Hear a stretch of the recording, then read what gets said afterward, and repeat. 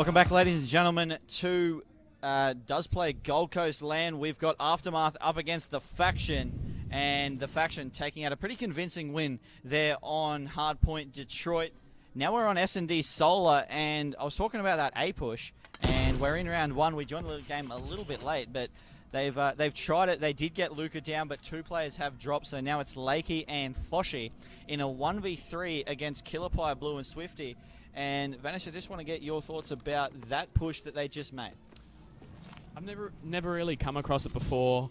I haven't played any team who actually use that. Generally, you go for a traditional B push and push out blue, or if you do go A, you'll push low and high rails and just try to push out people who are sitting on rails with their scopes or sitting down low with their submachine up on the bomb. But I've never seen that before. It's a very odd push, but it's somewhat got them in an alright position, but didn't pay off in the end. Yeah, it worked pretty well against Orb. They were able to break in, and it was basically a 4v1 on that bomb, but we see Blue able to take down that kill, and I guess that's the risk you take. If you do a really fast push and you get a couple of kills go against you, then it's always going to fall apart. So it's a gamble in terms of that push, but if it comes off, it can be a quick round for you. Now they're on defense. The Faction took their first defensive round. Obviously, we know on Solus, fairly defensive map. Really, if you do push B well, you can get some good rounds on attack. We're going to jump on board with Swifty. He's got the scope out. He's got the bomb in hand. Put out the shot. Didn't quite get anything going as Killer Pie and Luca both get taken down. Lakey and Nimble going to be able to pick up those kills. And now it's a 4v2 in the other way. Lakey going to take down Swifty. And now Blue Flares going to get dropped by him. But a nice trade. And Aftermath, a very quick defensive round. They just pushed up onto the catwalk and were able to just outslay. Yeah, as you saw there from TF, that was more of a classic B push. That's what most teams who come up against, I guess, they take that opportunity to go down there. But yeah, if you defend properly, have the right angles, as Aftermath just did then, it's very easy to defend against. Just have to know when they're pushing it and what angles, and yeah. Yeah, also you can time a few nades to get the cuts so you block the players from pushing up on B, and that just gives you a bit more time to set up on that defensive side. We've got Blue putting out a few nades there over the top, and we will jump on board with Aftermath because they're on the attack. A bit more traditional of a B push now. They're just going to try and slay out here as Blue is in a gunfight. He's just going to back off as this player right in front of him. Lakey's going to take down his teammate Killer Pie. He has to back right off as the player contests around, and they've just pushed him off the bomb site now. So Aftermath should be going in for this plant because they've got complete control of the bomb site. They've got people watching either side. They've got two down now, and we'll jump on board with Flares because there's a player right underneath him. Not sure if he knows that. He's actually not looking to his left. If he checks, no, he gets shot at. Is he going to turn? Get some shots out. Can't quite find him, and he gets taken down. Swifty, though, it was a 1v4, and Aftermath were able to just close in on him.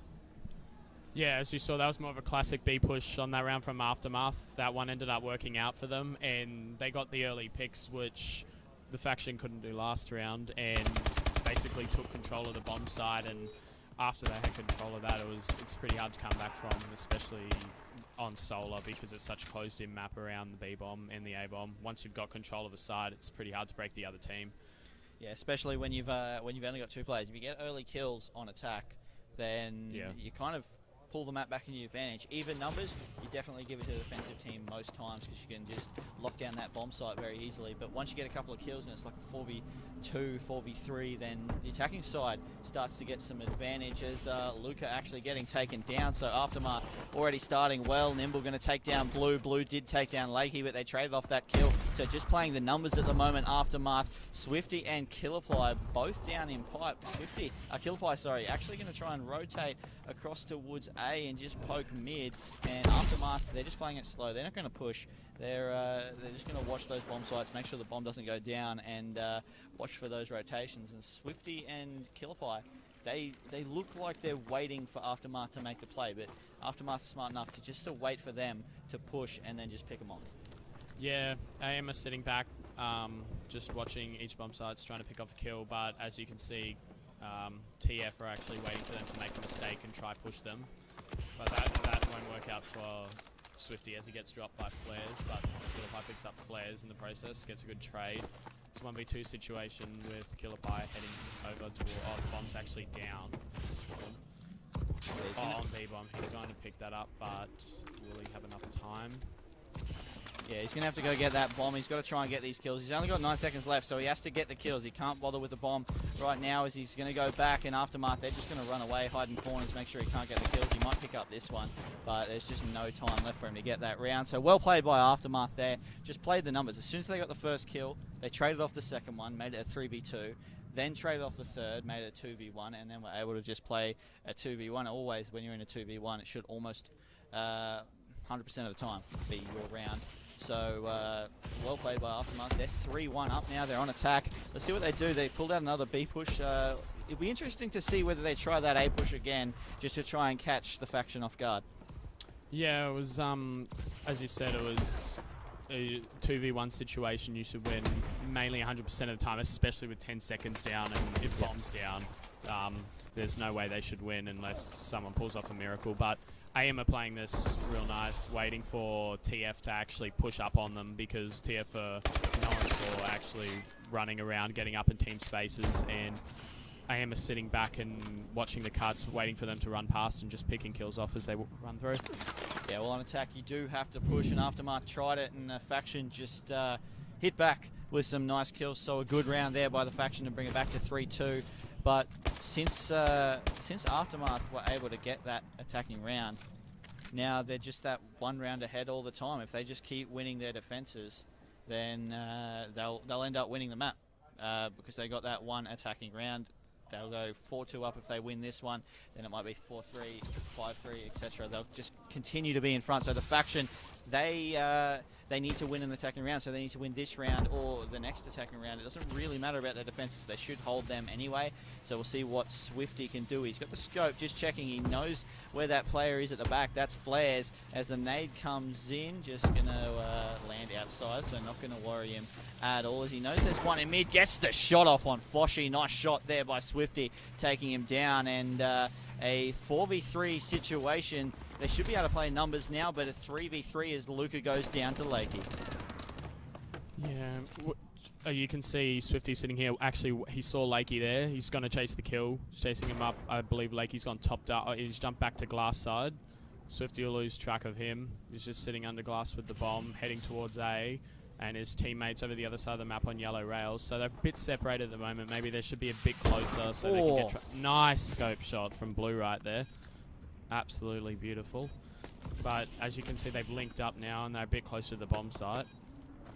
Yeah, it looks like they have got control of A there. Blue's going to take down Flares, and that's gone from a 3v2 to a 1v2. Now Nimble sees the player and he's going to get shut down. So nice work there from the faction. They got their attacking round. Now it's back to even, and I think, again, it's going to be up to who wins the next attacking round, to who takes out this map.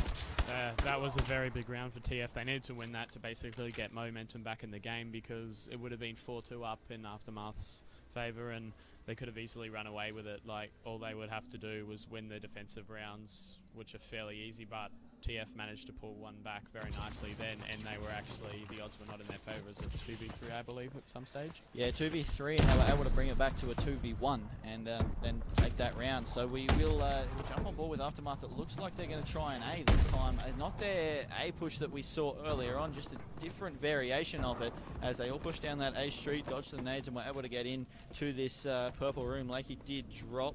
Nimble currently trying to search for kills. If he keeps aiming up there, Swifty will poke, but he's going to try and push back towards mid. Would have got the call out. Luca gets taken down, sees another one, going to get the second kill. Flares gets one, and there's the three-piece. That is a big, big three-piece for Aftermath. And 4-3, another attacking round. I said I thought the next attacking round would win the map, and look at that, just a two-piece from Nimble. That's huge. Nimble has been absolutely amazing me this LAN. I've only been here for today, but just watching him play, he's been playing absolute class, just perfect. He's improved so much. He was a very good player in Ghost, but he's improved tenfold coming to AW, and he really is a top player. Yeah, it definitely is. We'll see what the faction can do. As we said, they need to win the attacking round. Now tags there for Swifty. Sees the second one and just doesn't quite react it. in time. Blue goes down, and now they've got a 3v3 as Lakey also drop. Foshi going to take down Luca, and Killerpie and Swifty again a little bit split because Swifty's kind of stuck in dark. He's got to back off through his spawn. I don't think he's going to be able to get out into mid, and Killerpie going to try and push. He does take down Nimble there, so Flares and Foshi up against Swifty and Killerpie. And I just want to note, Foshi 1-4. Last time we saw him on this map, he also went 1-8. So they know how to play with him dropping that breadstick, but when they're getting kills like Nimble did with that 3-piece, it doesn't really matter. We'll see what Killerpie can do. He's just going to drop outside. There's a player right next to him, and he gets taken down by Flares. So Swifty, he's got the bomb, which is good, but he's got 2 players to contest with, which is not good. We'll see what he can do. He's 5 and 6, trying to search for this kill. And 1v2, he's only got 20 seconds left. He needs to get one, takes down Flares. And now we'll see how Foshi play this. Foshi should just play this slogan, a nade onto B. And that was actually not a bad nade. That should drop onto it near him. Didn't quite get him, but Swifty, I don't think he has time to plant the bomb. So Foshi just needs to play the hide and seek game. And you'll see that Foshi will take that round. He'll just run away, hide from Swifty. TF generally chase the kill when it's in round 1v1 situations like that. People actually do make mistakes a lot of the time, and TF capitalise on that, but it didn't work out for them that round. But as you said before, Foshi going 1-4 and winning 5-3. Imagine if he was dropping at least 4 or 5, the game would have been easily over by now. Yeah, well, Luca is dropping 1-8, and you said the faction seemed to like chasing the kill in that situation. It seems to be a very, seems to be how a lot of the American teams play Search and Destroy in those 2v1 situations. They'd like to try and go trade that kill rather than playing the bomb. So I think that's probably where that influence came from. But that round, I was talking about the last one, that just finished. That just went huge for Aftermath, and 6-3. Foshi going to get off the breadstick with the final kill, and Luca 1-9. That is the boomstick. Yeah, that not a good score for Luca considering how well he went in that hard point. Yeah, it's he had a bit of an off game. He's usually actually quite a good S&D player. I would actually pick him to be the best in that team, but he just didn't show up that match. Blue going very well, 10 and 6. Nice scope shots from him out that round, but that game. But yeah, I kind of picked Aftermath to take that one, and now onto the next respawn, which is a CTF on Ascend, which is a map that we've already seen Aftermath play extremely well on. Yes. They beat Orb pretty easily in the end. I think it was a 4-1 there on that map. So they are a strong team on that map. They do control the spawns pretty well, considering it is Ascend. And yeah, we'll see how they go up against the faction. I haven't really seen the faction play that map. Are they strong, or do you know? I've played against Swifty and Blue online and a few pickup scrims.